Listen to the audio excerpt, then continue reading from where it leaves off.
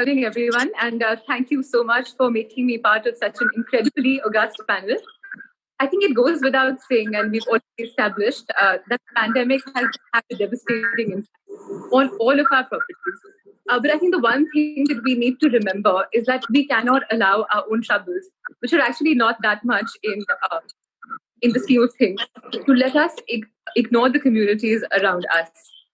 Our palaces and our properties have always been a source of employment and a source of hope for surrounding areas for centuries.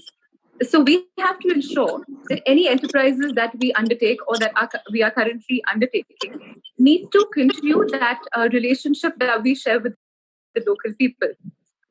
These palaces have actually always been fairly self-reliant or atmanirbhar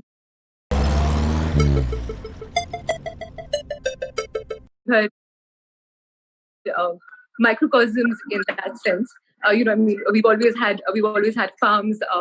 During state times, we actually had our own power generators, which have now been replaced by solar panels that actually connect to the grid. And a lot of our staff actually reside on the property, and we have made sure that nobody has been removed during this time.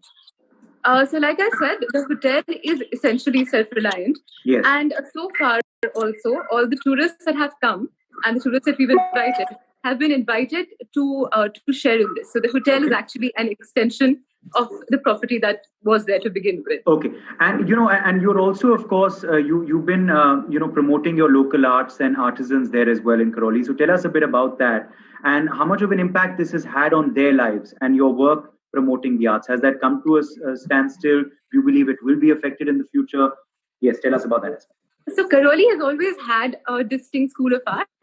It's called the Karoli School of Miniature Painting. And towards the end of the 19th century, it actually drew in a lot of 19th century influences, which are very interesting.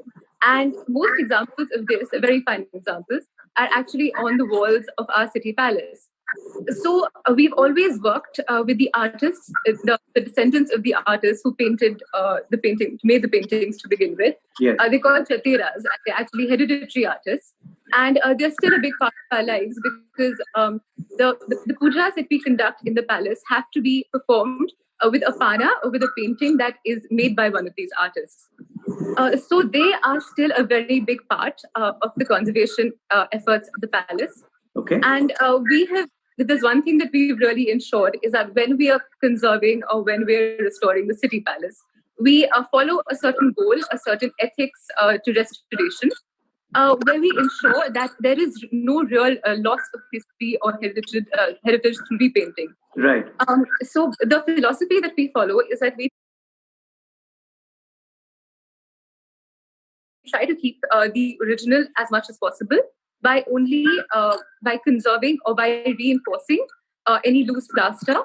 And we only actually go to restoration or repainting in cases where the plaster has fallen off completely. Okay. Very fascinating. And the worry then, of course, is if all of this, if the loss of revenue because of the current pandemic will really affect your work, which I'll come to after the break. And I'll also get you in on, of course, the revival plan for the industry, and of course the message that the Prime Minister has also sent out. But before I go to Divya, Mriganka Kumari, let me get you in here also.